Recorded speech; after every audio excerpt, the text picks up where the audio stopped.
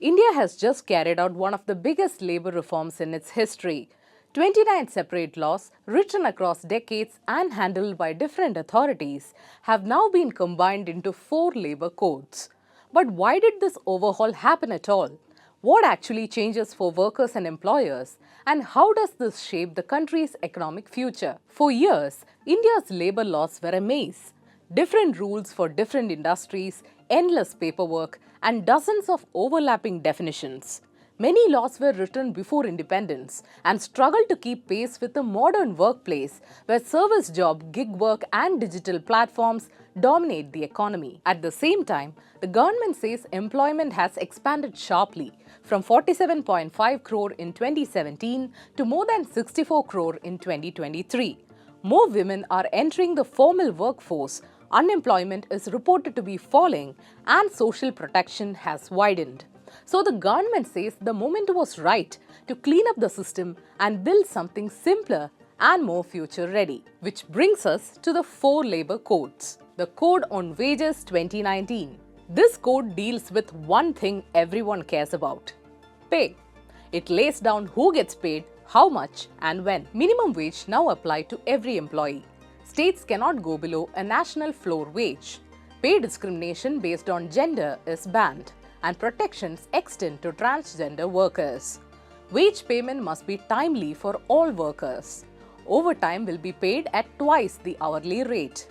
Inspectors are now meant to guide rather than punish, and many wage offences can be settled with monetary penalties. In simple terms, the government says this brings uniformity and fairness to wage rules. The Industrial Relations Code 2020. This code shapes how industries and workers negotiate with each other. Fixed-term employees get full benefits, including gratuity after 1 year. A reskilling fund offers 15 days of wages to retrenched workers. Trade union recognition has been structured, with a union having more than half of the workforce becoming the main negotiating body.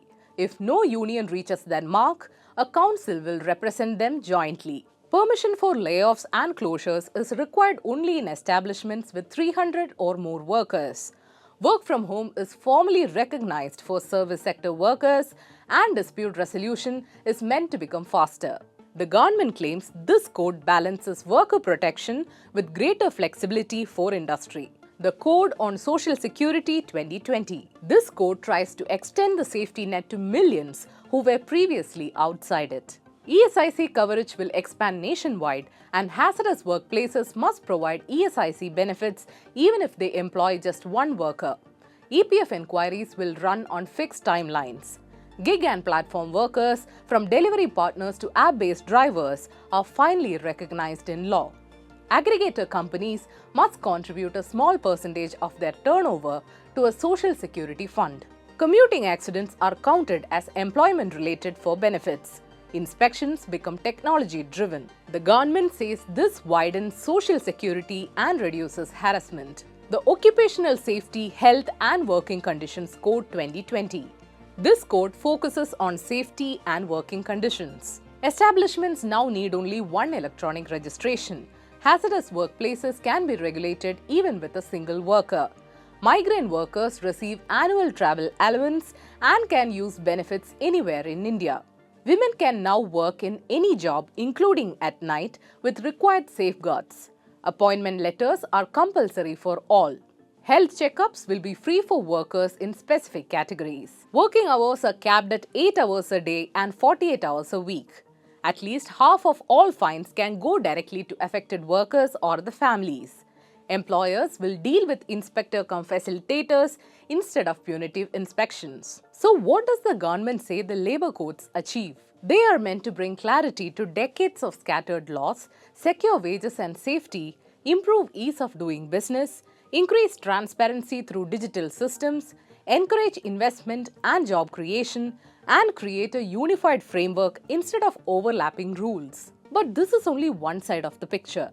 10 central trade unions have called the codes anti-worker and pro-employer and said they were pushed through without enough consultation. They believe the new provisions make layoffs and closures easier, weaken the right to strike, and reduce the bargaining power of unions. Confusion has also emerged in states like Karnataka and Tamil Nadu over whether existing minimum wages and welfare measures still apply. Industry bodies and labor experts say implementation may be difficult, especially for small businesses and parts of services sector. A sudden shift to digital compliance could disrupt firms that currently function well. Critics argue that shifting inspections online may allow employers to present flattering compliance reports. Others worry that gig platforms may simply push the increased cost onto customers through higher fees. Some political leaders have also raised concerns. Congress leaders object to the 10% membership requirement for forming a union.